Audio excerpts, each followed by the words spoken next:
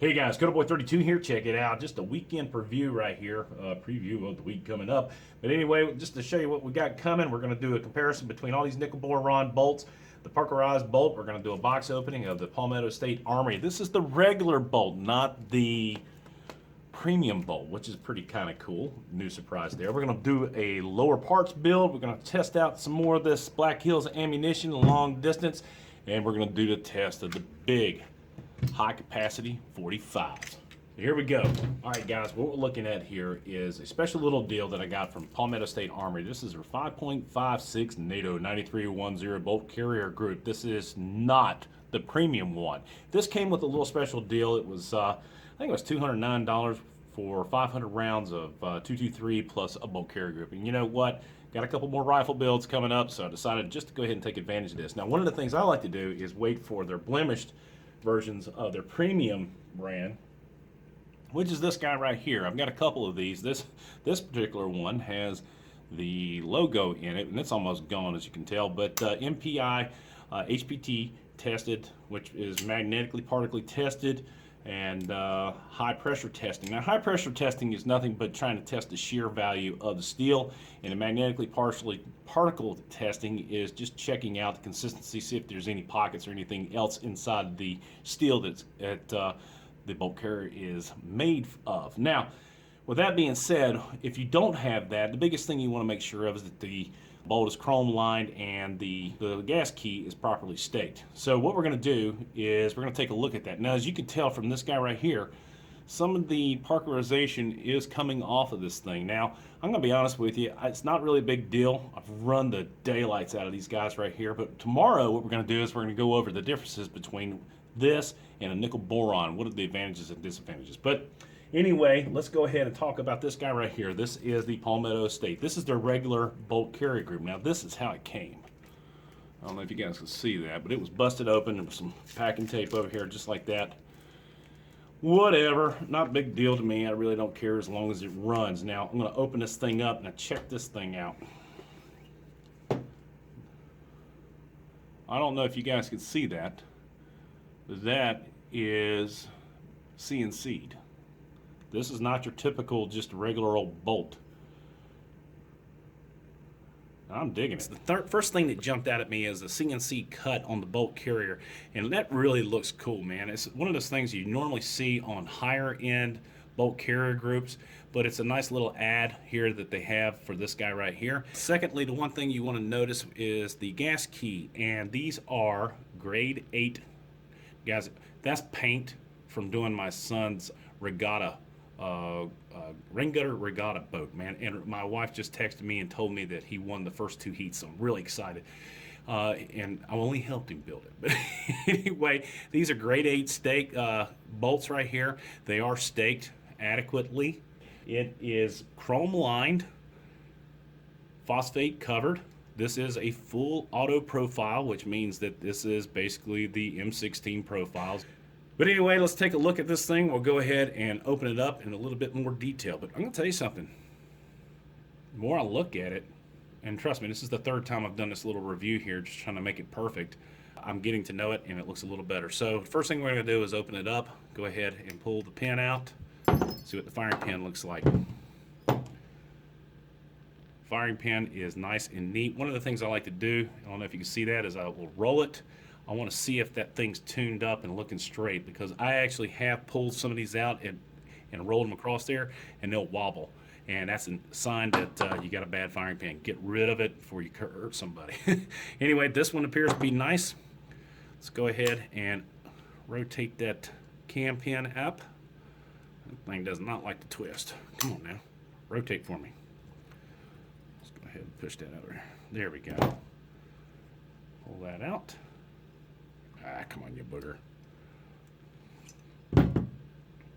Cam pin looks decent. I mean, a cam pin's a cam pin, right? You know, whatever.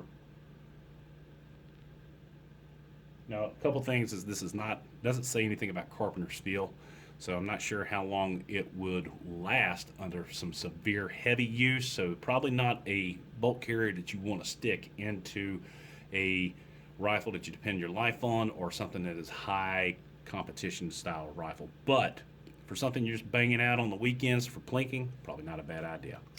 All right, pull this thing out. Let's take a look at the gas rings right here.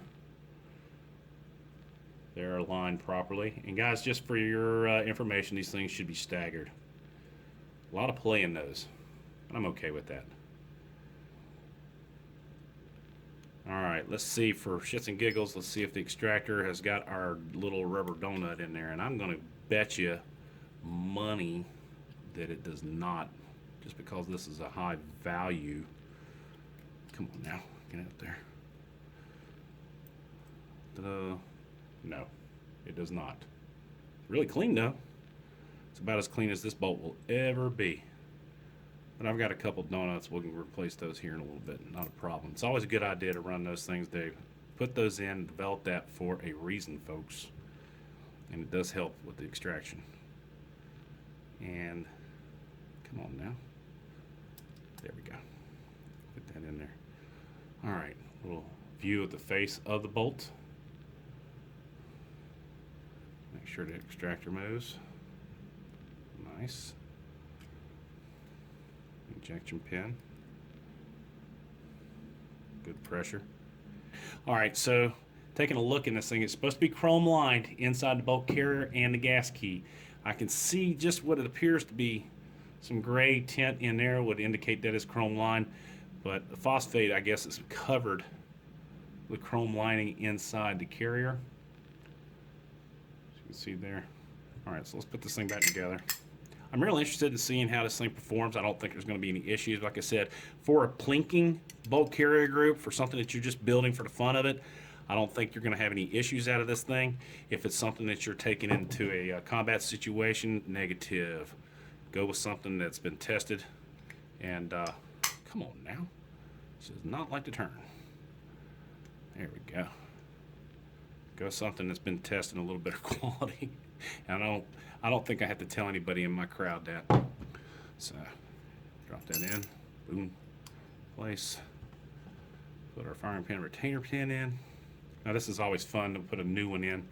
You gotta get that thing screwed. There you go. All right.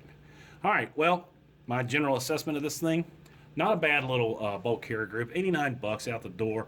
I would prefer to go with a different one that was. They have another one that's also $89. That's got a little bit more involved in this thing. Hold on one second, I'll find out.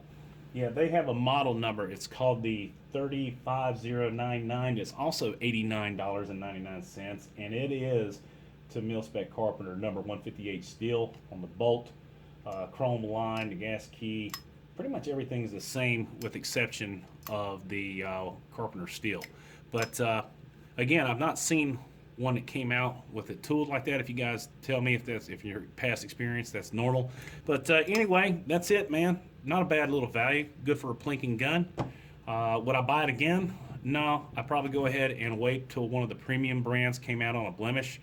I'd almost imagine that this is what you're going to get on the PTAC version of the AR-15 that they sell.